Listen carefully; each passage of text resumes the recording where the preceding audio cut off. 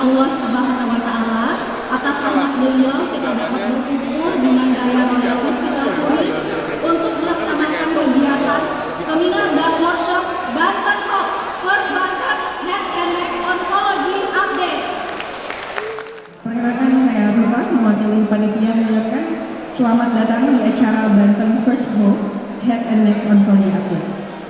Alhamdulillah, lanjutan dari estafet acara nasional dari Banten sebelumnya, dari Bone Dissection di bidang otologi, Banten Slang Sleep Exploring Course di bidang laring-faring dan bronchoesophageologi, Banten Makro Maxillofacial Reconstruction di bidang plastik rekonstruksi, Banten Adios di bidang neurologi, Banten Base AI di bidang alergologi.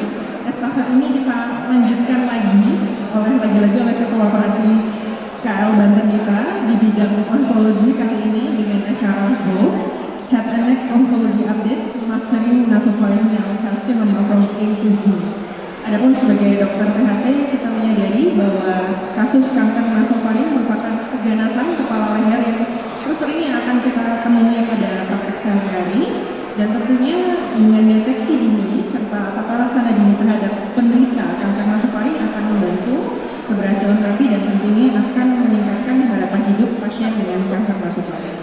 Dengan selalu berkembangnya update ilmu kedokteran ditunjang dengan kemajuan teknologi medis, maka perlu sekali kita sebagai dokter yang mungkin akan sering menemui pasien dengan karsinoma nasofaring untuk mengupdate kembali ilmu-ilmu terkini dari awal pasien datang untuk menegakkan diagnosis, terapi, proses-proses rehabilitasi di bidang THT yang mengikuti pasien karsinoma dari awal hingga pasca terapi, sehingga ide tema Mastering NPC from A to Z dari pakar-pakar luar biasa kita hari ini tercetuskan sesuai dengan slogan hari ini, We Hope We Beat Cancer. Terima kasih, semoga hari ini saya nggak panjang lebar. Terima kasih semua kepada pihak-pihak yang telah membantu terlaksananya kegiatan ini. Semoga teman-teman semua mendapatkan manfaat dan kegiatan ini. Acara HOP di Mandaya. Cakep dong, cakep. Radioterapi unggulannya. Ya. Selamat datang kepada pembicara dan para peserta. Semoga kita dapat manfaat dapat manfaat dan kegiatan hari ini buat kita semuanya. Ya. Sebagai penutup, ikan hiu makan lobster. I love you all doctors. Wassalamualaikum warahmatullahi wabarakatuh. Puji dan syukur kita panjatkan kehadiran Allah Subhanahu wa Ta'ala bahwa pada pagi hari ini, seharian ini nanti kita akan berkumpul untuk mengetahui tadi dari ketua panitia, yaitu dari A sampai Z mengenai karsinoma nasofaring. Dan tentunya memang karsinoma nasofaring ini masih menjadi penyakit keganasan nomor 1 di bidang THT dan keganasan nomor 4 dari seluruh keganasan tubuh ya, dari seluruh keganasan. Dan tentunya yang kita harapkan dari sini adalah bahwa teman-teman semua dapat mengetahui dan mendiagnosis karsinoma nasofaring ini, dan tentunya setelah mendiagnosis dapat merujuk kepada spesialis onkologi bedah kepala leher untuk dilakukan tata laksana lebih lanjut, karena ini adalah kompetensi 4 kalau tidak salah untuk karsinoma nasofaring untuk dokter umum ya, dan untuk dokter spesialis THT ini memang hanya sampai mendiagnosis ya, jadi melakukan biopsi, mendiagnosis, dan mudah-mudahan dapat mengetahui stadium sebelum dirujuk kepada dokter subspesialis onkologi. Kesempatan ini saya ingin mengucapkan terima kasih kepada teman-teman, khususnya kepada Ketua Perhati Cabang Banten dan seluruh panitia yang telah melaksanakan kegiatan ini di Rumah Sakit Mandaya. Kami atas nama tuan rumah ini mengucapkan terima kasih dan terima kasih tinggi-tingginya. Saya mewakili Dr. Reno, saya mewakili Dr. Handoko dan seluruh dokter di sana. Kita ucapkan terima kasih atas kesempatan yang melaksanakan kegiatan tempat ini, dan juga tentunya kami pada kesempatan ini ingin memperkenalkan Rumah Sakit Mandaya Hospital ini sebagai salah satu rumah sakit rujukan untuk cancer di Banten dan tentunya di daerah Jakarta seperti ini. Saya akhiri sambutan saya dan ucapan wabillahi taufiq wal hidayah. Wassalamualaikum warahmatullahi wabarakatuh. Di Indonesia,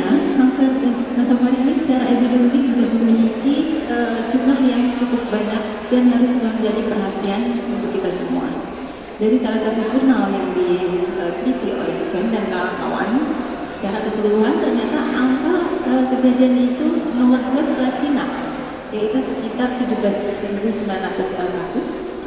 Dari angka gelobokan 2020 sendiri, kanker nasofaring ini merupakan di Indonesia itu merupakan kanker terbanyak nomor 5 khususnya untuk pasien-pasien lelaki. Nah, apa saja sih etiologi dan faktor risiko untuk kanker nasofaring ini? Kita tahu bahwa pada etiologi dan faktor risiko itu tidak berdiri sendiri, tetapi bersifat multifaktorial. Kanker nasofaring ini juga cukup tinggi, tertinggi di daerah Guangdong atau Cina bagian selatan. Yang menarik adalah kalau kita lihat di Cina bagian utara ternyata berkurang jumlahnya. Dan Asia Tenggara juga ini termasuk cukup tinggi. Indonesia kalau nggak salah itu penelitian dari Suripto adalah 6,2 per 100.000 penduduk per tahun. Jadi kalau kita kalikan dengan jumlah penduduk kita menghadapi fenomena gunung es sebetulnya. Nah, usia terbanyak ada di usia 14 sampai dengan 55 tahun. Kalau kita lihat data dari Globocan, kita lihat warna di Indonesia ini ternyata juga cukup hitam ya, artinya cukup biru. Jadi kalau kita lihat sepertinya kanker nasofaring ini sifatnya geografikal, tersebar di beberapa wilayah tertentu, dan dari situlah kita mungkin beberapa peneliti juga tidak sepertinya ada link yang terkait dengan faktor ras. Ya. Jadi dalam menangani kanker, rasanya ini merupakan sesuatu yang harus kita sepakati bersama, bahwa bibit kanker. Sebenarnya radioterapi itu apa sih? Saya senang sekali karena ini kan dari THT, jadi mungkin nggak banyak kenalan dengan radioterapi. Kebayang nggak sih? Saya hanya berpikir bagaimana hebatnya orang-orang dulu gitu lah. Radioterapi itu menggunakan sinar. Sinar itu kemudian dibentuk menjadi bentuk yang diinginkan sesuai dengan bentuk target. Kemudian dengan scalping dan visualizing dan divisualisasi. Kemudian diantarkan ke tempat yang tidak diinginkan. Setelah itu saya bikin sendiri sampai dia persis datang ke tempat tersebut. Itulah yang disebut high precision radiotherapy. Saat ini kita ada di era tersebut. Nah, akan sharing mengenai bagaimana peranan imaging dalam nasopharyngeal cancer ini dari segi TNM, dan juga nanti untuk menilai respon treatmentnya dan follow up pasien. Ya, seperti kita ketahui, nasopharyngeal cancer ini merupakan karsinoma yang berasal dari mukosa nasofaring, dan awalnya itu muncul di daerah fossa mulut yang akan nanti meluas ke area sekitarnya. Para senior dan sejawat sekalian, topik ini memang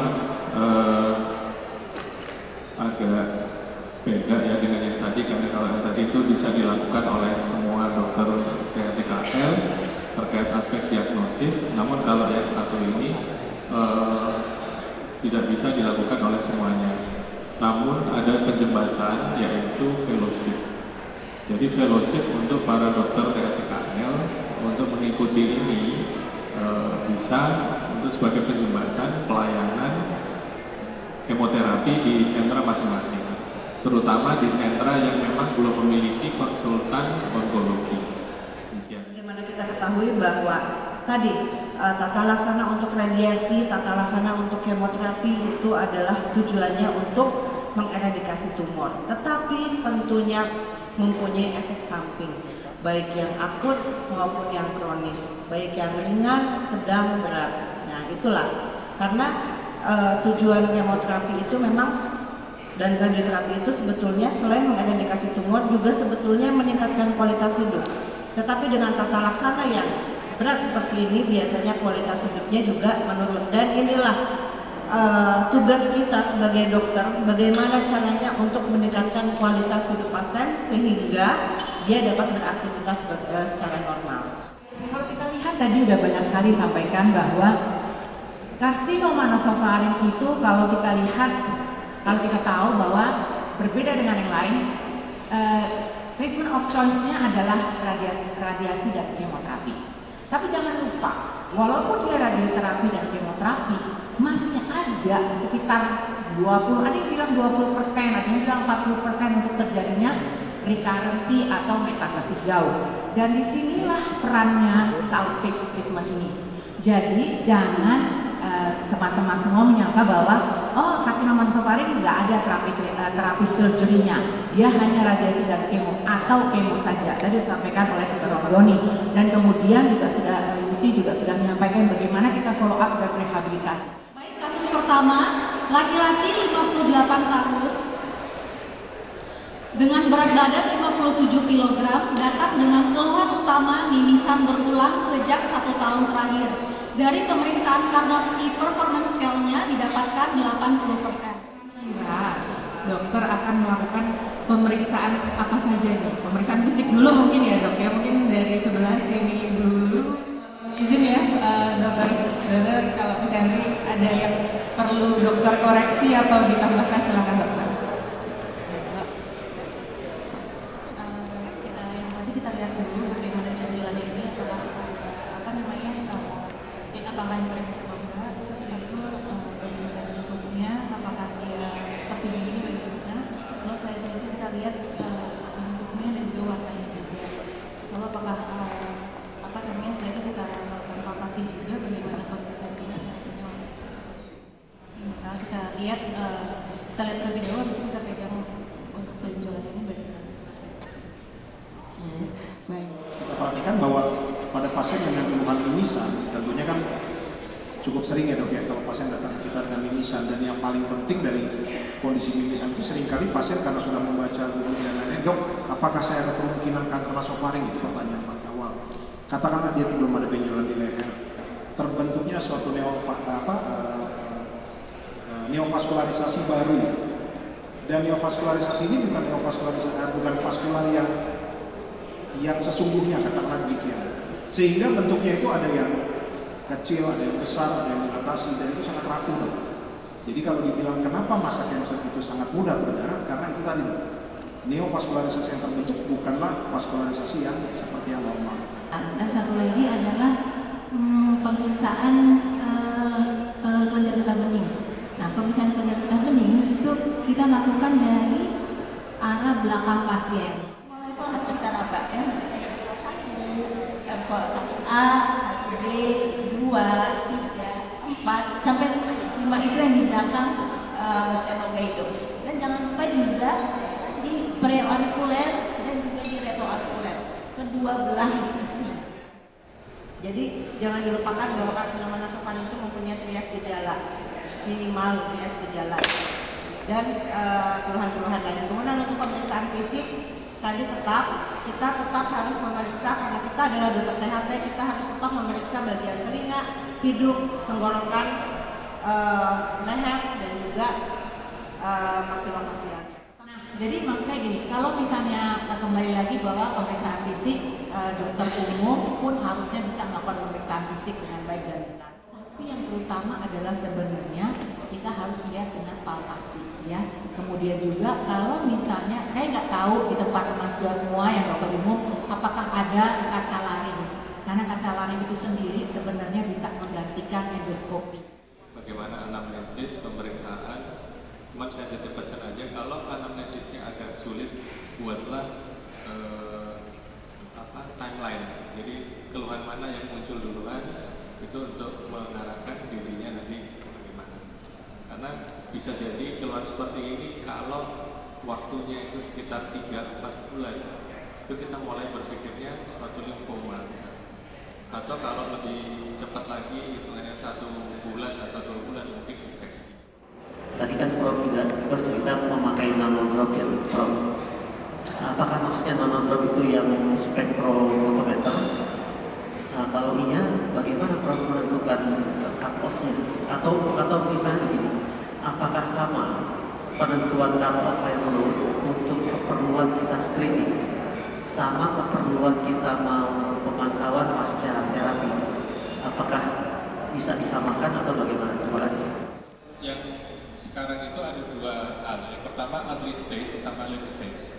Kalau yang early stage itu viral load diperiksa misalkan di T1N1 atau T2N1.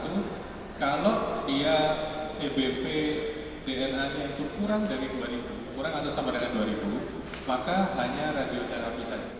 Bisa lihat di layar ya dok, di layar terpampang jelas. Ya. Agak dingin tuh. Agak nungging ke dasarnya. Mana? Mendapatkan voucher gratis menginap di Aja sih ya. Ini kan di bukan.